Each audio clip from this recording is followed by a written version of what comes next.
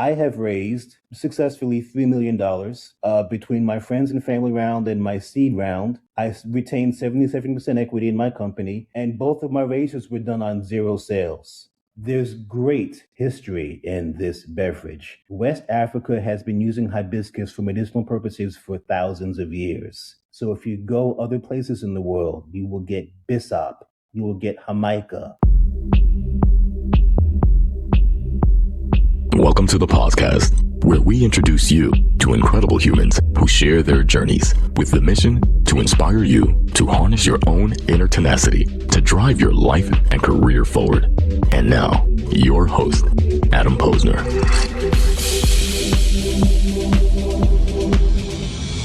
Hey, everybody. Welcome back to the podcast. My guest today is Jackie Summers, entrepreneur, storyteller, and one of the most influential voices in the spirits industry. He is the founder of Jack from Brooklyn and the creator of the award-winning Sorel Liqueur, making history as the first Black person in the United States to receive a license to produce liquor after Prohibition. That's crazy to begin with, and we'll get into that. Jackie's impact extends far beyond the bottle. He is a James Beard Award finalist. That's awesome. A food and wine drink innovator of the year, a four-time member of the Drinks International list of the 100 most influential figures in the global bar industry, and a respected judge for some of the world's most prestigious food and spirits competitions. As a writer, speaker, and advocate, Jackie uses his platform to elevate overlooked voices and tell the story of marginalized communities in their own words. Today, we're talking entrepreneurship, resilience, culture, representation, and what it really takes to build something meaningful from the ground up. Jackie, welcome to the podcast. It is a pleasure to spend time with you. How are you feeling today? I am feeling good. It is a beautiful June day here in New York. This show's probably going to air in July. And if it's July in New York, we know it's hot, muggy, and sweaty. Well, from one Brooklynite to another Brooklynite, welcome to the show. I'm excited to chop it up with you. Yeah, an honor. Thank you so much for this opportunity. Well, let's get into it. I love a good origin story here. We need to know the roots. We need to know where Jackie Summers comes from. But that really starts with your parents, how you were born, how you were raised. And if you don't mind me asking, Jackie, what did your parents do for a living? So my dad was a musician, played about 15 instruments, wrote, arranged, composed, produced, played for Armstrong, Ellington, Basie, Sarah, had taught Eartha Kitt to sing, just kind of a fantastic all-around musician. My mom, you know that little warning on the box of every pack of cigarettes? My mom helped put it there. My mom was a research scientist for the FDA in the 1950s, doing some of the first studies on the effects of cigarette smoke in lab animals. So, serious people, both dramatically underpaid for their labor and their intelligence in their time. I can't even imagine what it was like back then. I cannot. So you grew up in a household of innovation, of thought. What was it like at your dinner table? What were those conversations like around the dinner table, if you can remember? One of the interesting things about dinner table conversation is that I grew up in a mixed religion household. My father was Muslim and my mom was Christian. So at some point before I was born, they decided to just never discuss religion. They were just going to love each other and not talk about it. By 5 years old, I had figured out that my parents didn't worship the same God. By 7, I started to wonder which one of them was right. By 8, I first considered the possibility they were both wrong. And by 10, I wanted to know what else they were wrong about. So by 15, I'd read from cover to cover the Bible, the Quran, the Pentateuch, the Torah, the Tao Te Ching, the Bhagavad Gita. I read all of the holy texts just to form my own opinions. What were those through lines that kind of transcended all of those books? And I put in air quotes here. I'm a practicing Taoist, and I have been for decades, largely because it is more of a formal system of thought and belief than devotion to a particular being. The great thing I love about Taoism is you could be any other belief and still be Taoist. It works for me. You found your own path, but your parents paved the way. How did they raise you from an educational standpoint? What was kind of their thesis on traditional schooling, but also learning through osmosis, learning on the streets, learning from your elders? So I could read by the time I was 3. By the time I was 4, I had my own library card, and I would walk myself to the library every day, get a stack of books, read them, bring them back, and come back the next day, get more books. I entered first grade reading at a 12th grade level, which made it weird for me. I was the only black kid in class at PS 46 Bayside, Queens. Uh, and I was surprised that the other kids couldn't read. It made me feel weird. Uh, you learn early on that smart is seen as unusual, and you learn how to blend in a place where you might otherwise, where your distinctiveness might cause ripples in social affairs. How did that affect you growing up? Feeling the need to blend in when, if I could only imagine, your inner soul wanted to stand out and be yourself. Two things in particular happened. The first is I realized by seventh grade that when they put you in the special learning classes, all of the cute girls aren't there. So That's fact. I got myself kicked out of the special classes so I could be around cute girls. The second thing I learned very early on was if I was in school and attendance and homework were 2/3 of the grade, then the grade wasn't about learning, it was about control. And I refused to do homework for my entire high school career. I didn't own a loose leaf. And I managed to graduate with honors. For the record, entered high school with a 96 point grade average, slid out with a 68, mostly because, again, I refused to do any type of work that wasn't in the class. And I dared teachers to fail me, and still graduated with honors. I was on the honor roll the entire time. I had one teacher who fought for me, thank you, Mr. Brown, and said, you got to look at this kid's test class, got to look at this kid's test scores, and look at his home life and see really what's going on. So yeah, my education was unusual. How did your parents embrace or counteract your rebellious spirit as a youth? Did they embrace it? Did they nurture it? I think my mom saw a lot of myself in her, so I got raised slightly differently. When I was 13 and in my first year of high school at Cardozo, I realized pretty early on there wasn't much of a future outside of joining the Army after I graduated. So I took a chance, and without telling anybody, I went and took a test for a specialty high school and was accepted to the High School of Art and Design for 1983. And when I told my mom about this, she didn't give me a pep talk. She didn't ask me why I hadn't told her. She didn't help me to prepare in any way. She said, buy an alarm clock. I'm not waking you up every morning. She made me be responsible for my own actions and behavior. She said, you got you into this? You'll see yourself through this. And I found that was an incredible lesson for a teenage boy. So something I rarely get to talk about in the show, we are both born and raised in Brooklyn. I'm Sheepshead Bay. And I look back on my time in Brooklyn, and there's so many things that I'm so grateful for. And I talked about it in a recent post on LinkedIn too, how growing up in Brooklyn really forced me, and it was subconscious too, to be accepting of so many different people, because Brooklyn is a melting pot. You had every race, nationality, background in your classroom. So for me, like, I didn't see color. I just saw kids. I just saw friends, like, what was one of those big takeaways that you're so grateful for from growing up in Brooklyn? One of the things I came to realize as an adult was while most of my classmates in art and design, which was kind of a demilitarized zone when it came to race and social status, while they might not have seen race, it was clear to me that the people who were my teachers might not have seen it the same way. I entered elementary school 1 year after desegregation was being enforced by busing. So it's 1972, my first year in public school. If my teachers were in their 40s, that means that they were born sometime in the 30s and that they actually lived through Jim Crow. Yeah. And there was no telling how they felt about having to teach a little black boy. I went through 12 years of public school and never once had a black teacher. So the students were one thing, but the teachers seemed to be committed to trying to humble me. And I bet you were a bit of a wise ass, if I had to guess.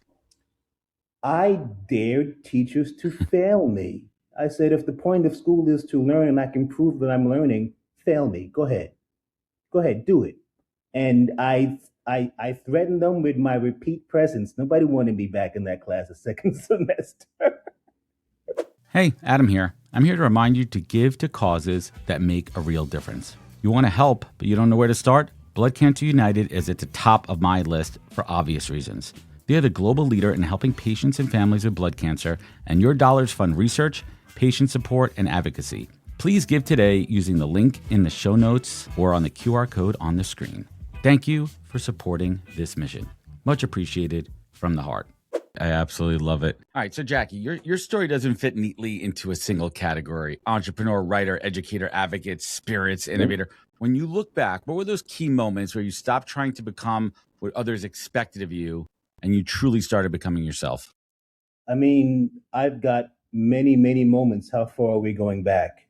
Let's bring it back to when you were starting out in education was over. Now it's time to join the workforce. 5 years in finance, 10 in marketing, 10 as a publishing executive, 25 years in corporate America. I never got to work with another Black man in 25 years. What? I'll never forget in 2003, the director of HR for Hearst Magazines, I was at Good Housekeeping at the time, came to me and she said, "We're forming a diversity committee. Would you like to be on it?" And I said to her, "Susan, there's 2,000 people in the building, and I'm the only person that looks like me with the title of director. If y'all get some diversity, I'll sit on your panel." I can't be a one-person panel here. So leaving corporate America for good was good for me in that it made me deal with the realities of a world that is inherently skewed against me. Fascinating. And you built this career around challenging assumptions and creating spaces where different identities, experience could coexist. Was there that moment when you realized that contradiction wasn't something to resolve, but something to embrace? It's funny that you actually mentioned that. I spent the last year of my life writing a lot of contradiction math. Uh, in nature, what happens is things don't resolve, they metabolize. So I can look back and say over the course of my life, what I did wasn't resolve contradiction, but metabolize it. It's a completely different process. It allows you to take disparate factors and survive the transformation it takes in order to make them work for you instead of against you. Love that. So let's dig into that a bit, like metabolizing contradiction.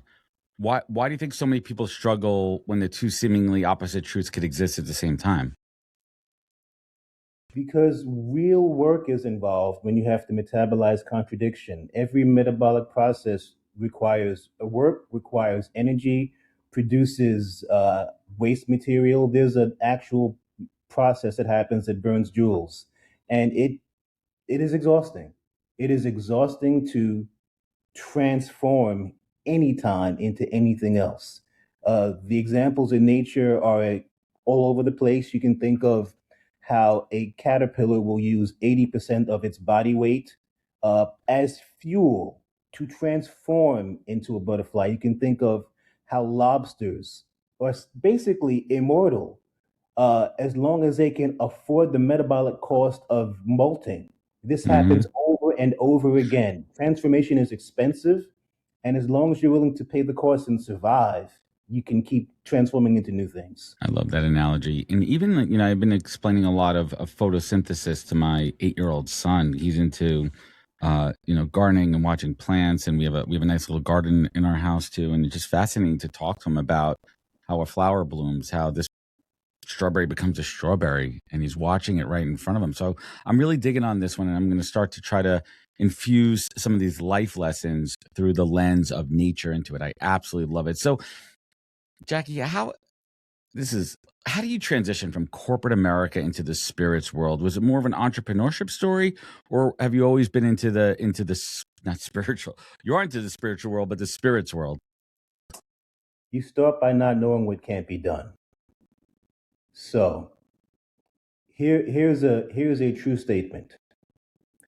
Of all of the available venture capital and private equity funding half of 1% goes to people that look like me.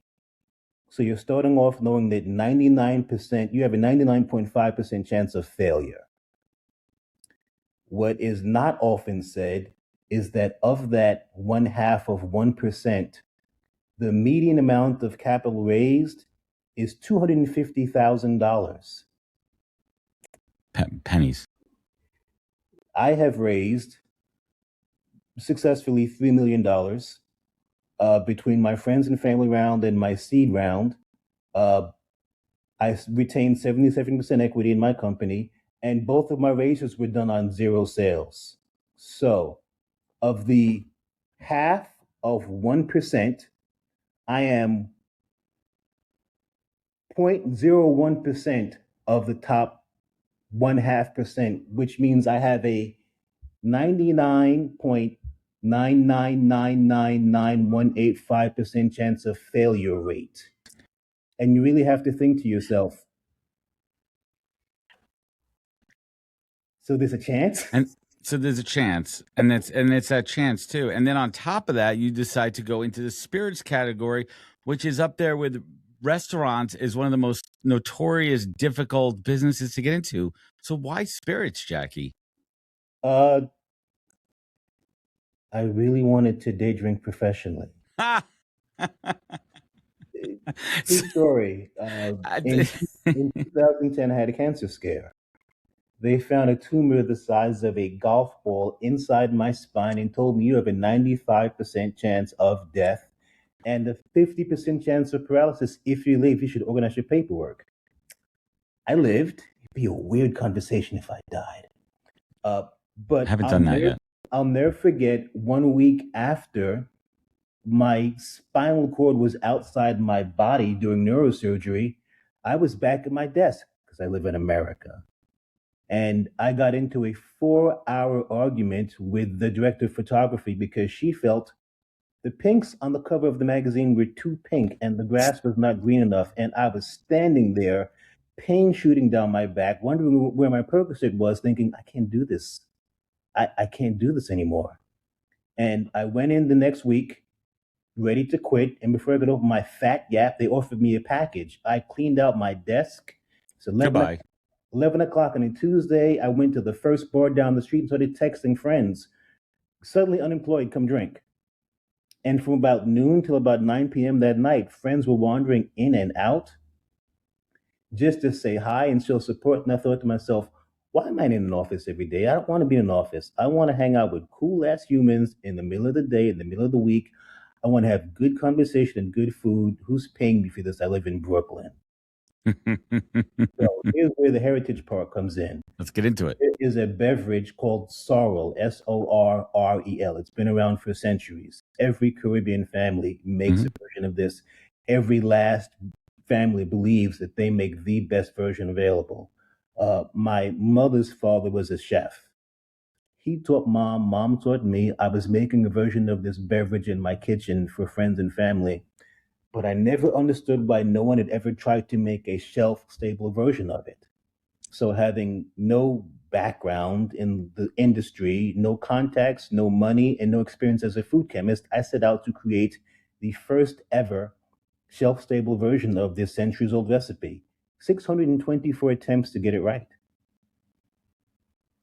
What's the ingredient in it that makes it unstable for the shelf?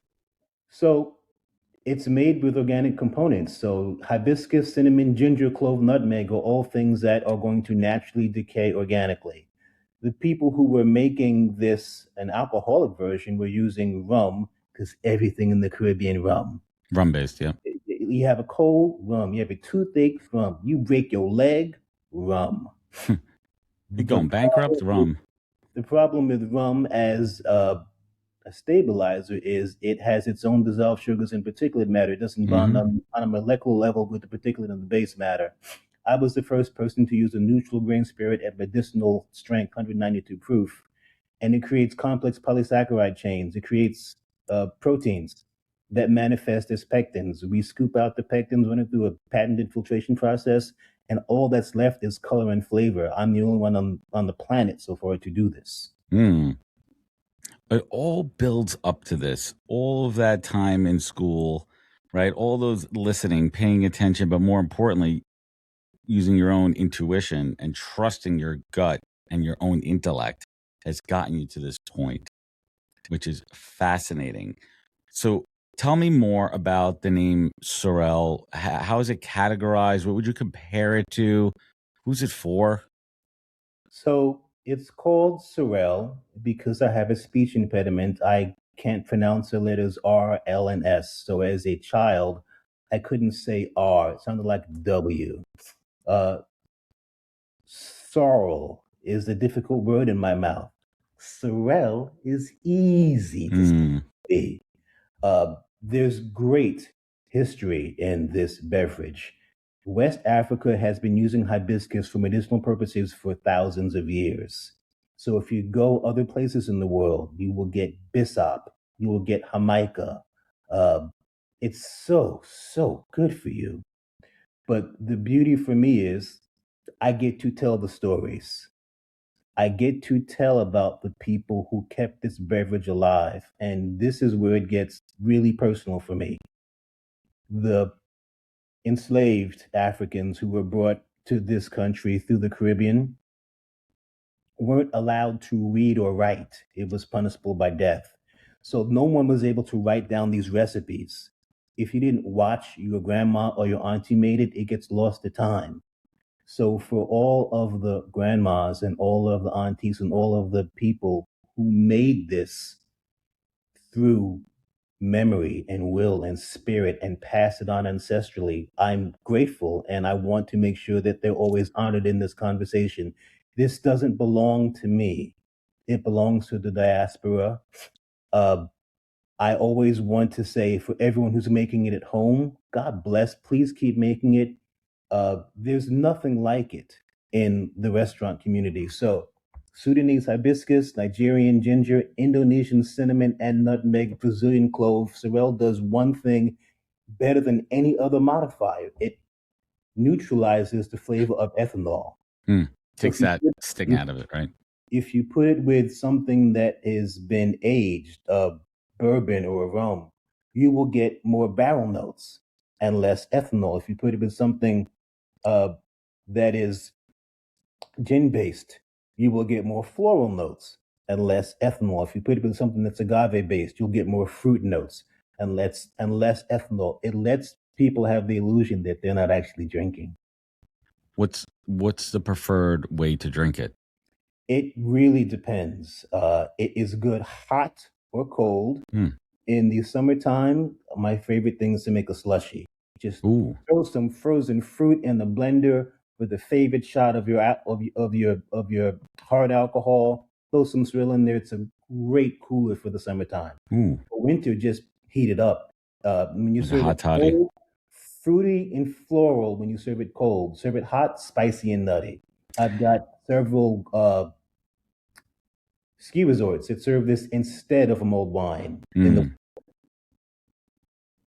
I'm going to have to get my hands on a bottle of this and make some concoctions out by the pool this summer. I'm going to have to get creative and put on my bartender. Jackie, what's the biggest misconception or challenge of breaking into this industry? I think I mentioned before, my buddies Tim and Bill started a rum company, dark Caribbean rum, and it was brutal. It was absolutely brutal when you think about the shelf space and the American palate, the general American palate for rum. I mean, right now we're in this tequila bourbon phase right now. I mean, how hard is it to get a rum on the shelf, to get a very specialized liqueur on the shelf? There are two problems that people don't realize. The first is it's a 3-tier system, which means you cannot sell directly to consumers. You must go through a distributor. Distributors do not care. They are there to pick things up in one place and put them down in the other. You can secure distribution. You still have to make sure a product sells. Here's the other thing that is actually super relevant, and I wrote about this for Food and Wine last year. Big Liquor spent, I don't know, $500 billion in the last 20 years creating better consumers. They invested in education. And what happens when you create better consumers is they have not just higher, but different expectations. They made better consumers and kept making the same products. So while there's all of this chatter around Gen Z drinking less, it may be true, but what is true is that they're willing to pay for a flavor forward experience. So if you have a unique profile flavor, you have a much better chance of getting shelf space and being in bars and restaurants than if you are just alcohol. Today's kids, if they just want to get trashed, they have THC for that. Yeah. There's other vices at their disposal. What has been one of those kind of surprise aha moments as far as markets that you're surprised for whatever reasons? You're like, wow, I didn't realize this would pick up in this market, or this demographic would really enjoy this beverage. Norway. Norway asked to import last year, and the Norwegians love this. It is close to something else that they drink, which is called either glühwein or glug. But the difference between Sorel and that is glühwein. It is a spiced wine made with similar botanicals, but because Sorel does not have any fruit, there are no tannins and no sulfites, so no headaches later. When I drink a deep red wine, those tannins, sulfites, that gets me. So I got to ask, like, as a Black entrepreneur operating in industries that haven't historically looked like you, how have you learned to navigate that tension between, working with these existing systems while simultaneously trying to change them? How do you balance that? I teach. So the year that I launched my company, 2012, was also the year Trayvon Martin was murdered. And I was a brand new business owner who didn't really know anybody, trying to establish myself in a field where I didn't have any experience. And I noticed that a lot of my colleagues were saying incredibly racist things. So I had one of two choices. I could either keep my head down, say nothing, make the money, or I could remember who the fuck I am. Sorry about cursing. Curse away, man. Not really sorry. And so I took it upon myself to start to speak in my industry about what systemic disenfranchisement is like. And the fun part about that for me was you can't tell anybody don't be racist. It's too facile. The system that we exist in skews toward one against another. But once you realize that the teaching is, are you being anti-racist? Then the question comes back, is it just racism? Because it's not. There's sexism, there's homophobia, there's religious intolerance. So I had to ask myself, okay, racism exists, but as a man, am I doing anything to help end misogyny? Am I doing anything to help end homophobia? Am I doing anything about religious intolerance? The whole spectrum opens up to you, and you realize that there's this cross culture of disenfranchisement. And I have been writing and speaking and teaching about this for the last 15 years. So my contribution, the reason I've made the top most 100 influential in the world the last 7 years in a row, it's not because of Sorel. It's because I'm a loudmouth who won't shut up about justice for my people. And when I say my people, I mean anybody who is being systematically disenfranchised. Anybody. What does it really take to break precedent? Not rebellion for its own sake, not hustle, not a perfect plan. I'm Leah Sullivan, founder of TaskRabbit and host of Breaking Precedent. Each episode looks at the moment someone stopped performing the expected version of success and started building what was true. Guests include Nastia Lukin, Tamara Rojo, Christina Tosi, and DJ D Nice. Subscribe to Breaking Precedent wherever you get your podcasts. Powerful. And that's purpose, and that's meaning. Jackie, I want to talk about intersectional justice here. Like this phrase gets often used. Not many people know about it. It's misunderstood. Could you please define it for my audience, and why is this so important to recognize that people's experiences, it can't be separated into neat boxes? It was kind of alluding to what you were talking about before, as far as, fighting racism, but are we also being mindful of misogyny and homophobia and all these other isms? Think of golf and having a handicap, right? We all acknowledge it when we play golf that there's a handicap assigned to certain players. If you are black or brown or a non-white person, you got a handicap. Mm-hmm. If you are cis, and by that I mean heterosexual, you get a handicap. If you are male, if you're anything but male, you get a handicap.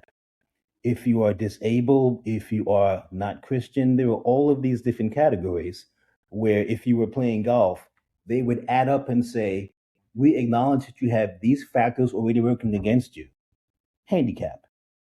In the real world, the world we live in, where we don't live by golf rules, people have to deal with the fact that you can be black, queer, disabled, a woman, not Christian, and have all of these things count against you, and no one is handing you any extra privilege because of it.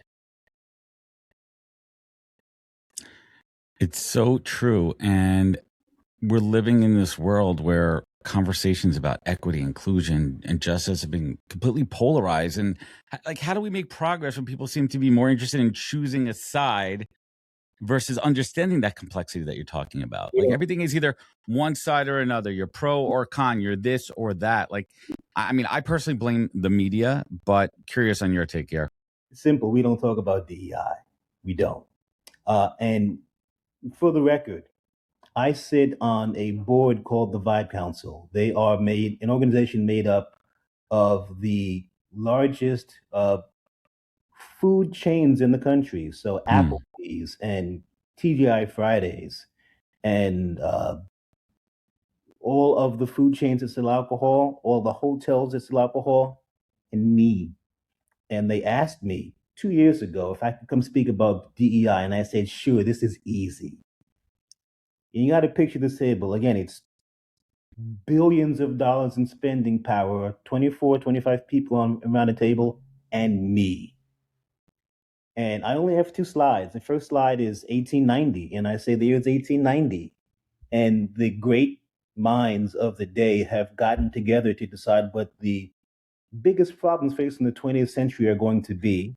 Politicians, priests, philosophers have decided that the biggest issue facing the new century will be horseshit.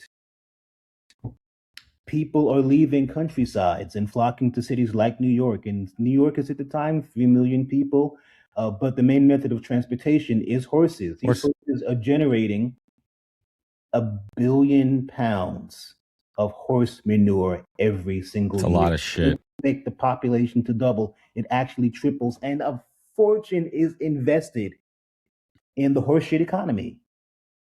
What are we doing with it? Are we removing it? Are we selling it to farms? Are we using it in other ways? Are we creating buggy systems, transportation systems? And then in 1907, Henry Ford comes along and figures out how to automate cars production. And by 1920, horses are going from the streets of New York. And everyone that invested in the horse shit economy goes broke.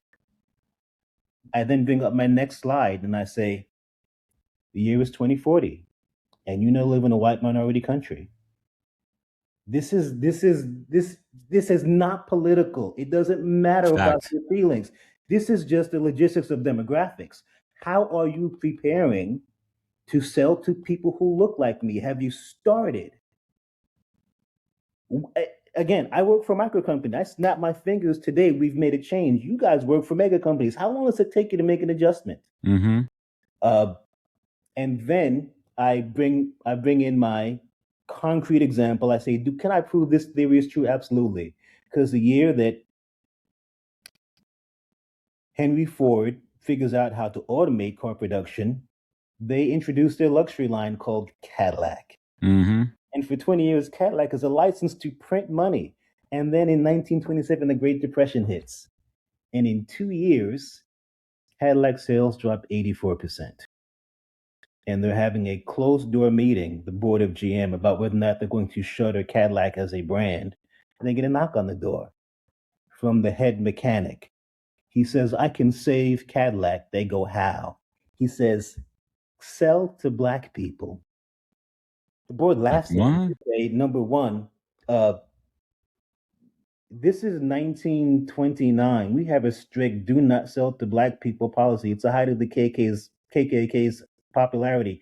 What makes you think black people will buy Cadillacs? The mechanic goes, "I fix your cars," and the people who are bringing in cars to be fixed, they're black people. So the board goes, "Wait a minute, it's the Great Depression. How are they affording these cars?" And the guy says, "Well, the banks made it hard for them to put money in the bank. So all their money was literally under mattresses. They're paying white people $5,000 over sticker price to buy these Wow. cars for them."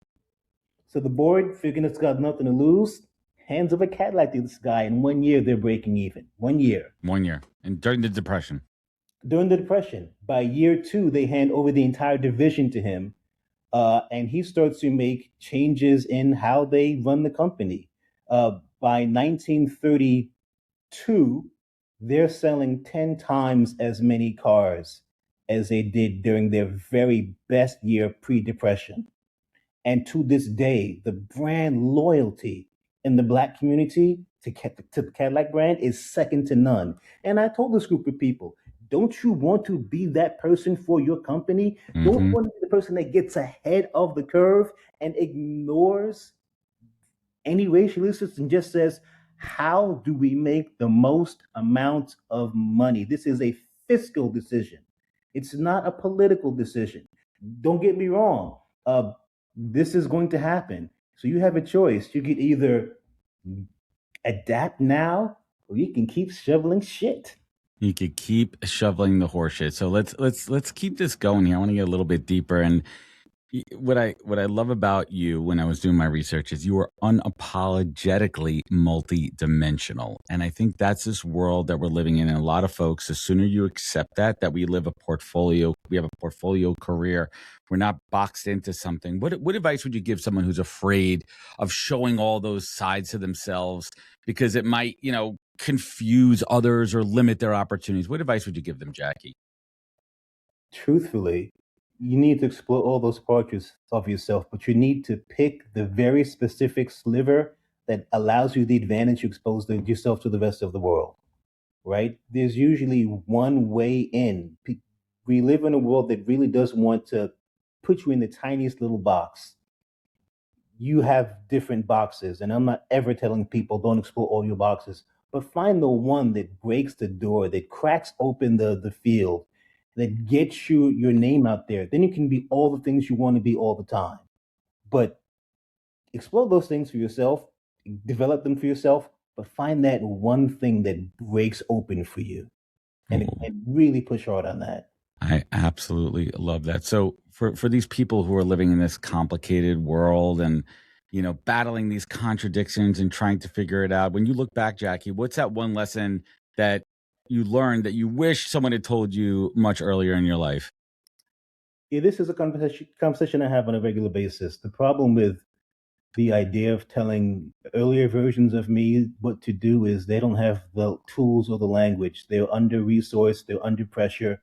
They're doing the best that they can with what they have at the time. The guy who started my company, listen, that guy was an asshole who didn't know what the fuck he was doing. But he had good qualities. He was persistent. He was curious.